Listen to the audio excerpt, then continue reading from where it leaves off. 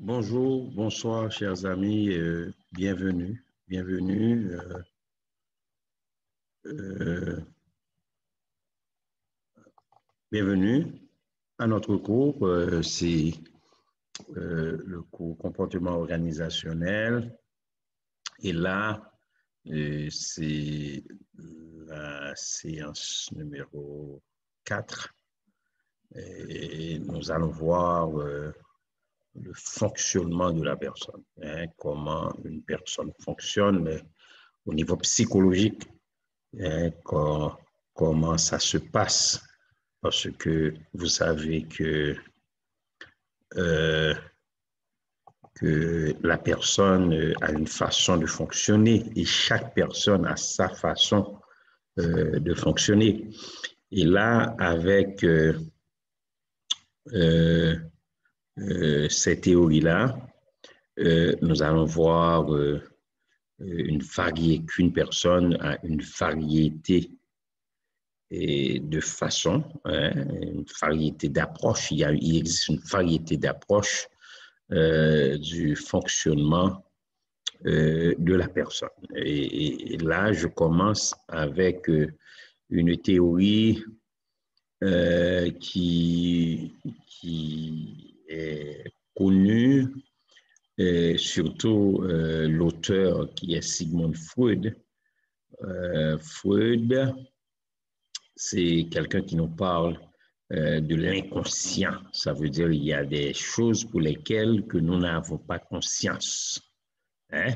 Et Freud s'intéresse aux traits de caractère d'une personne et notamment ce qui est important pour Freud, c'est l'inconscient.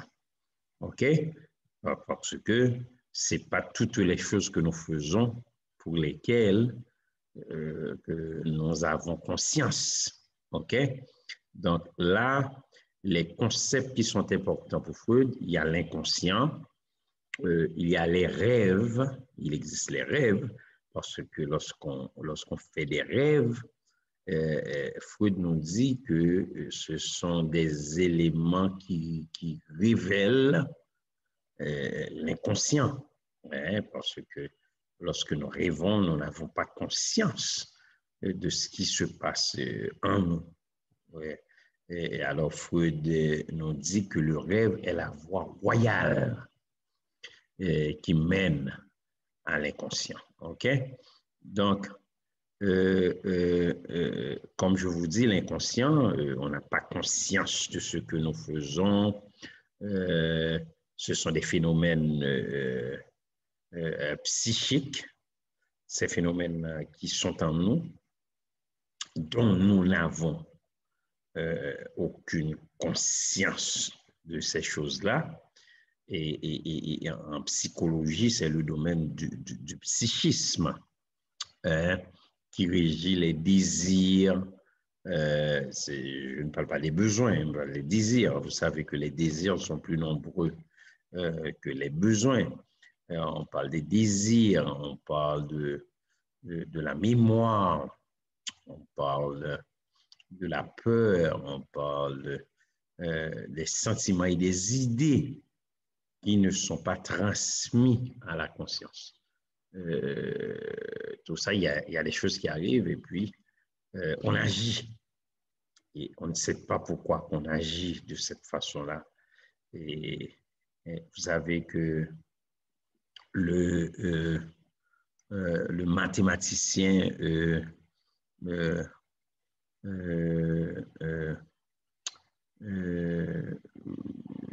c'est un mathématicien de renom qui a dit que le cœur a ses raisons, hein, Blaise Pascal. Il a dit que le cœur a ses raisons, que la raison ignore. Donc là, ce sont des choses pour lesquelles nous n'avons pas conscience. Généralement, lorsqu'on parle de l'inconscient, il y a des phénomènes qui sont des symptômes névrotiques, hein,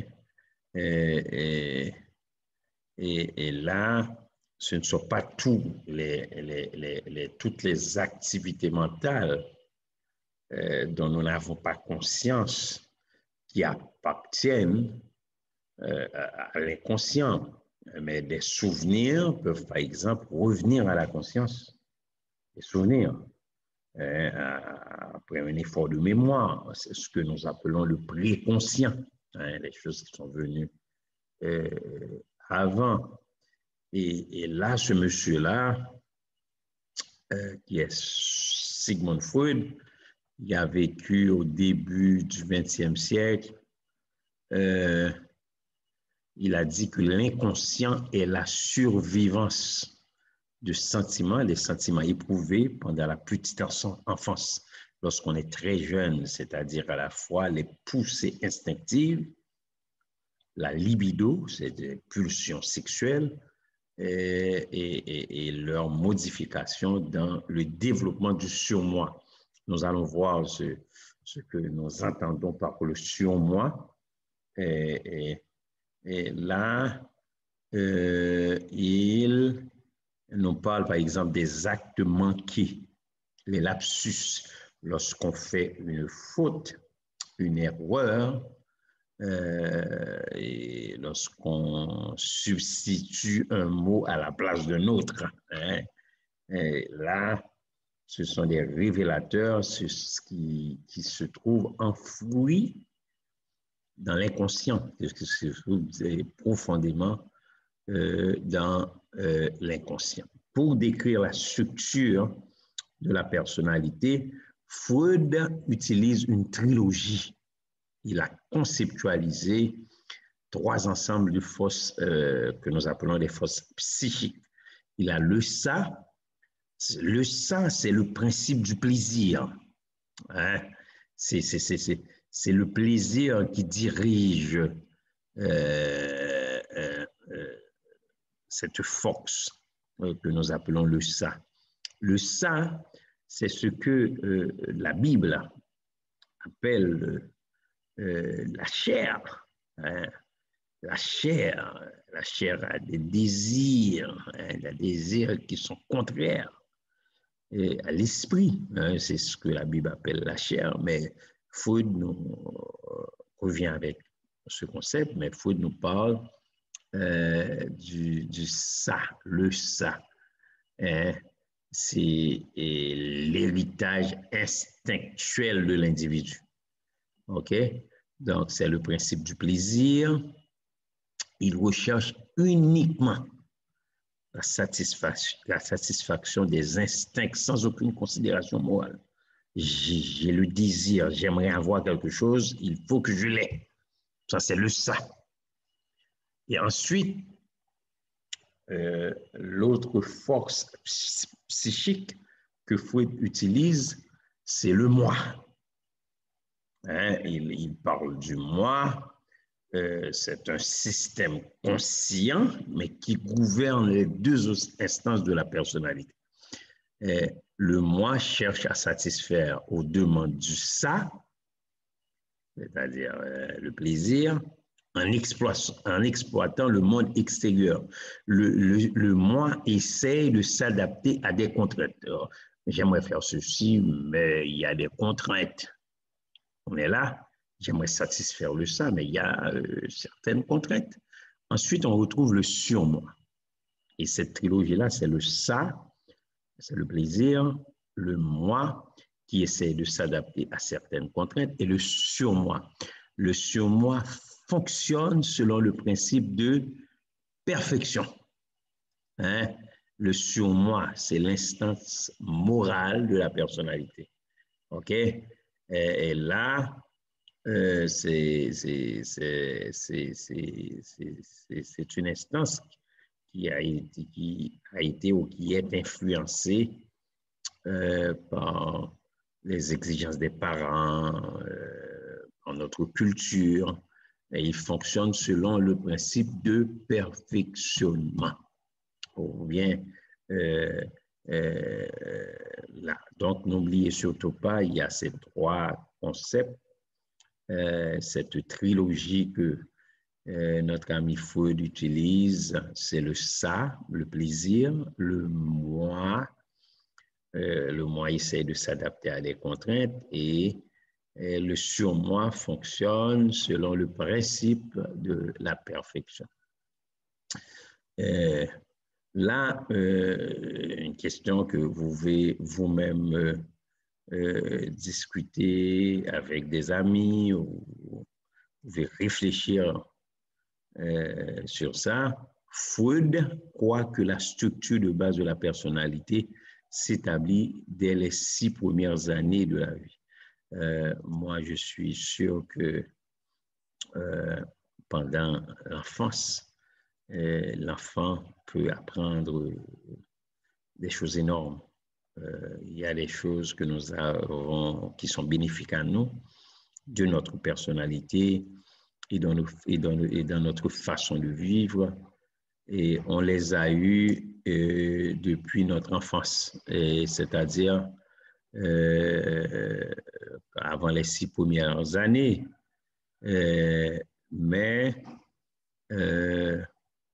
c'est à vous de décider ou de regarder tout ça, d'essayer de l'analyser.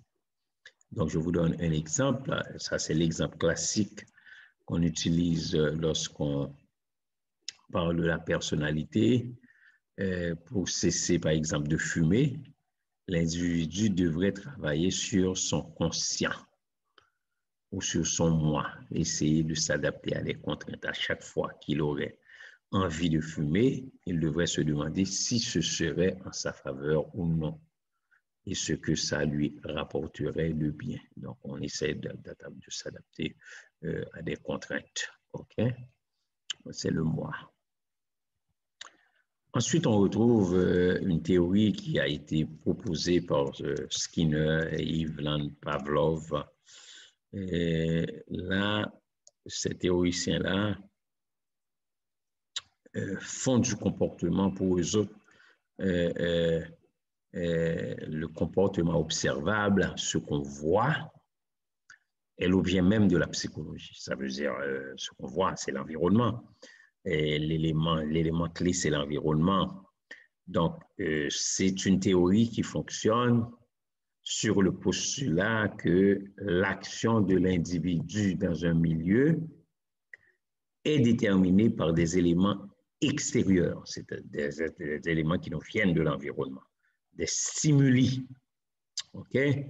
Et Skinner nous dit que l'observation des stimuli, des événements qui nous viennent de l'extérieur et des comportements qui en résultent, c'est ce qu'on appelle des réponses à ces stimuli, peut expliquer comment un individu fonctionne. Et donc, pour ces théoriciens-là, seule l'observation des stimuli, l'observation de ces événements, les comportements qui en résultent, ça veut dire le résultat que ça donne, et seule cette observation-là peut expliquer comment un individu fonctionne. Ça, c'est le behaviorisme. Et là, c'est en résumé, pour cette théorie-là, on nous dit qu'il est possible de comprendre entièrement le comportement humain en fonction de son milieu sans qu'il soit nécessairement, ou du moins sans qu'il soit nécessaire de tenir compte des processus internes, c'est-à-dire les processus cognitifs comme la réflexion, etc., l'inconscient même. Donc, on parle de 2 types de comportements. Il y a un comportement répondant et le comportement opérant. Je vais vous montrer comment ça fonctionne. OK? Le conditionnement répondant, on a utilisé un chien pour pouvoir faire cette expérimentation-là. On dit que le chien acquiert des réflexes comportementaux, c'est-à-dire une réponse involontaire ou automatique qui échappe à la volonté de l'individu. En d'autres termes, le conditionnement répondant peut se traduire par la phrase « le sujet réagit à la suite de. C'est-à-dire conditionnement répondant. C'est le sujet réagit, il répond à la suite de. OK? Ça, c'est le répondant.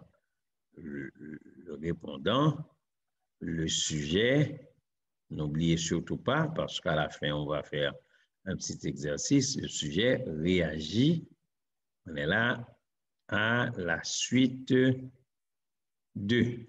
OK? Ensuite, il y a le conditionnement répondant qui a été proposé par Skinner. C'est une association entre une réponse et une conséquence. OK? Une réponse et une conséquence. Une réponse, une forme, un comportement et un stimulus, c'est-à-dire une conséquence. Réponse, conséquence. On est là, comportement, conséquence. Cela peut se traduire, puisque c'est opérant, le sujet agit afin de. OK? Très bien. Donc, un exemple, on utilise toujours cet exemple pour le fumeur. L'individu devrait éviter de se mettre dans des situations qui stimulent, parce que c'est l'environnement. C'est comportement, conséquence. Dans des situations qui stimulent l'envie de fumer et des endroits où fumer est monnaie courante. D'accord?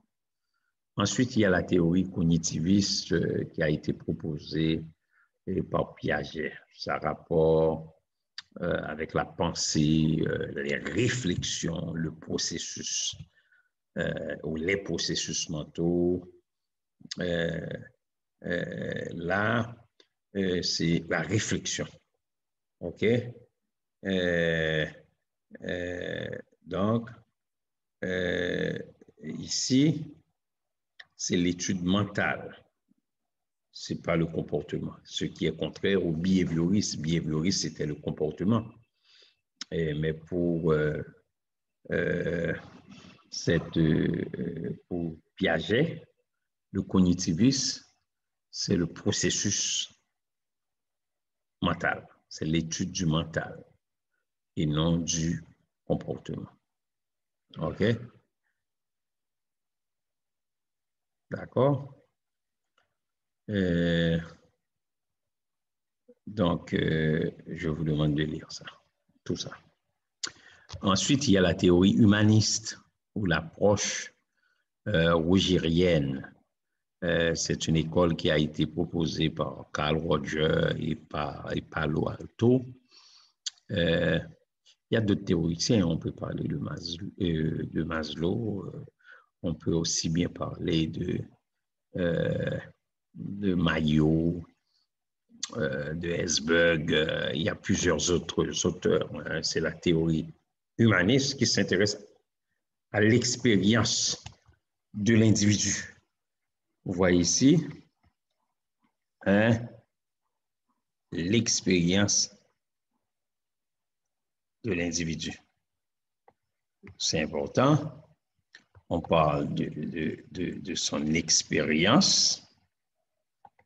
L'expérience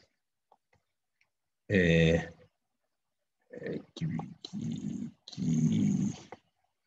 pourrait être très subjective, consciente, et qui réfère à l'expérience propre à la personne qui va la vivre. Donc, c'est la théorie humaniste, c'est l'être humain qui est priorisé dans tout ça. Pour cette théorie-là, il y a des déterminants qui influencent ces comportements, c'est-à-dire la théorie des besoins, le concept de soi, le libre arbitre. Donc, c'est une approche qui repose sur le postulat que l'être humain a tendance à se développer de façon positive lorsqu'il est dans des conditions de confiance et de respect. D'accord? Ok. Je vous encourage, je vais également vous envoyer les notes, mais l'essentiel, c'est ça. Donc, l'exemple dans tout ça, l'individu devrait se demander si fumer lui est vraiment nécessaire. Est-ce nécessaire? Parce que fumer, ça pourrait être un désir qui n'est pas nécessaire. On est là, le besoin est nécessaire. Ou si fumer est un besoin, s'il ne pouvait pas remplacer cette habitude par une autre. Ça, c'est le point de vue humaniste. Il y a des questions que je vous demande de réfléchir à ces questions-là. Et je vais vous envoyer également, vous aurez les notes. La plupart des supermarchés utilisent des circulaires pour annoncer les spéciaux de la semaine. Cette pratique repose sur l'idée que les consommateurs sont attirés vers tel ou tel magasin par les prix avantageux de certains produits. Une telle explication est typiquement cognitiviste parce qu'elle fait reposer le comportement des consommateurs sur une réflexion, ou psychanalytique parce qu'elle fait reposer le comportement des consommateurs sur leur désir inconscient, ou behavioriste, le sujet réagit à la suite de. Là, c'est behavioriste pour cette réponse-là. C'est behavioriste, c'est répondant. Le sujet répond à la suite de. C'est pourquoi? Parce que dans ces circulaires, on annonce des spéciaux. Donc, on a l'idée que les consommateurs sont attirés par ces choses-là. OK? Donc, en d'autres termes, on sait que les consommateurs vont réagir à la suite de ces spéciaux-là. OK? Ça va vous tout le monde? Il y a une autre question que je veux vraiment vous poser. Ça, c'est ensuite la deuxième question. Sandra est caissière au Market Giant ou au Market Delimart, au Market ou à Walmart, hein, ou ailleurs, hein, le nom, peu importe, hein, depuis plusieurs années. Si la caisse balance parfaitement pendant une période de 7 jours de travail consécutif, elle touche une prime. Quelle théorie explicative du comportement permet le plus facilement de comprendre pourquoi on a instauré une telle prime? Si la caisse balance, elle recevra.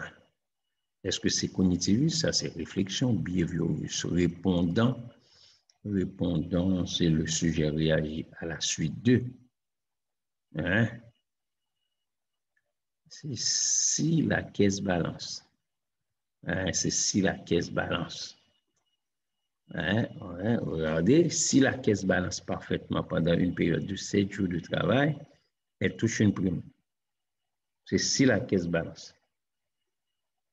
Donc, si la caisse balance, le sujet agit afin de. Ça, c'est opérant. C'est la théorie behavioriste du conditionnement opérant.